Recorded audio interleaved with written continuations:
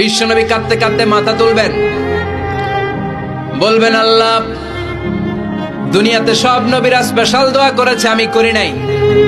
এবার আমি আমার স্পেশাল দোয়াটা করতে চাই, আপনি কবুল করবেন কিনা বলেন। আল্লাহ বলবেন, নবী কি আপনার দোয়া বলেন?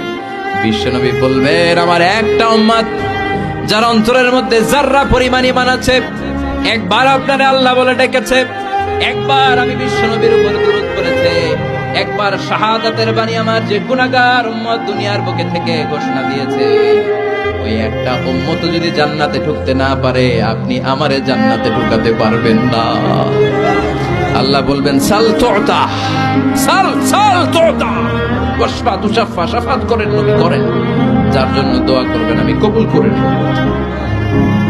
দুনিয়াতে বিশ্বনবী কম কষ্ট সহ্য করে নাই। 3 বছর শিয়াবে আবি তালেবে জেল খেটেছে। কয় বছর? দুর্ভিক্ষের বছরগুলোতে বিশ্বনবীর পেটে দানা পানি ছিল না।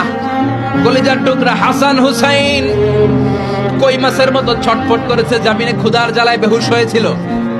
বিশ্বনবী যদি ওই স্পেশাল দোয়াটা করতেন, জান্নাত থেকে খাবারের বস্তা পাঠিয়ে দিত কে?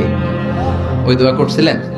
জেলখানায় আল্লাহরে বলছিলেন, আল্লাহ স্পেশাল দোয়া করলাম, জেল থেকে মুক্ত করে দেন, করছিলেন? যুদ্ধের ময়দানে নিজের দাঁত ভেঙেছে, উহুদের ময়দান সাক্ষী, বিশ্বনবীর মুবারক রক্তে উহুদের ময়দান রঞ্জিত হয়েছে। সেদিনও বিশ্বনবী ওই দোয়াটা করে নাই। চিল্লায় বলেন ঠিক কিনা?